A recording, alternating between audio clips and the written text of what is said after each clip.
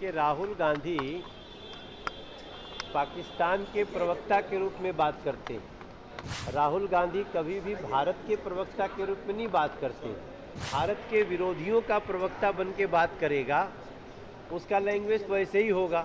आप देख रहे हैं माईपीडीए समाचार, मैं हूं आपके साथ असलम अब्बास। भाजपा के फायर ब्रांड नेता मनोज तिवारी ने एक बार फिर से विपक्ष पर हमला बोला है। उन्होंने कहा है कि बिहार में एनडीए की लहर है और एनडीए की सरकार बनेगी। वहीं खेसारी लाल यादव के सवाल पर मनोज तिवारी ने क्या कुछ कहा है, जो खेसारी लाल यादव लगातार निशाना साध रहे थे रवि किशन, मनोज तिवारी और दिनेश लाल निरहुआ, पवन सिंह पर, उस पर मनोज तिवारी ने क्या कुछ कहा है, आप पहले सुनिए। देखिए, राहुल गांधी पाकिस्तान के प्रवक्ता के रूप में बात करते हैं। राहुल गांधी कभी भी भारत के प्रवक्ता के रूप में नहीं बात करते। तो जो भारत के विरोधियों का प्रवक्ता बन के बात करेगा, उसका लैंग्वेज वैसे ही होगा। ये भारत की सेना का भी अपमान करते हैं, भारत के लोगों का अपमान करते हैं। जिस नरेंद्र मोदी जी के नेतृत्व में सफलतम रूप से ऑपरेशन सिंदूर हो रहा है, आज भी चल रहा है। जिस नरेंद्र मोदी जी के नेतृत्व में हम चाइना बॉर्डर पे वो स्थान भी जो कभी ये लोग उनको आगे आने दिए थे, आज वहाँ से पीछे जाकर के चाइना नियंत्रण रेखा का सम्मान कर रहा है। जो नरेंद्र मोदी जी हमें आंख दिखाने वाले अमेरिका को भी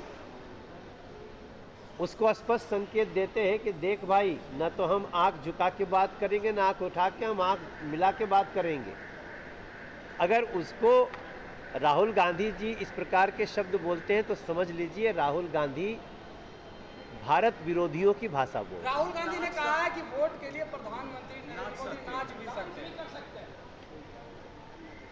ठीक है, वोट और लोकतंत्र के महापर्व के लिए हमें लोगों से प्रार्थना करनी ही चाहिए। इसका मतलब वोट देने वालों का अपमान कर रहे हैं राहुल गांधी। तो राहुल गांधी अहंकार के साथ मांग सकते हैं, हम तो भैया हर तरह से वोट मांगेंगे और हमें जनता के सामने में झुकने में कोई गुरेज नहीं है, क्योंकि हम तो नरेंद्र मोदी जी जनता के प्रधान सेवक हैं। और राहुल गांधी की तरह भोले बाबा के फोटो का, सनातन के भावों का अपमान नहीं करते।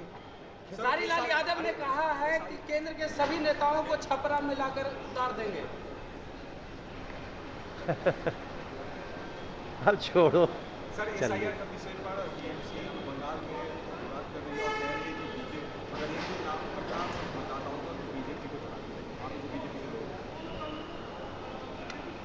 भाई जो संसार से चला जाए उसका वोटर लिस्ट में नाम रहना चाहिए? नहीं। जो इलीगल घुसपैठिए हैं, अगर इलीगल घुसपैठियों का पता चलते ही उनका वोट काटा ही जाएगा, कटना ही चाहिए।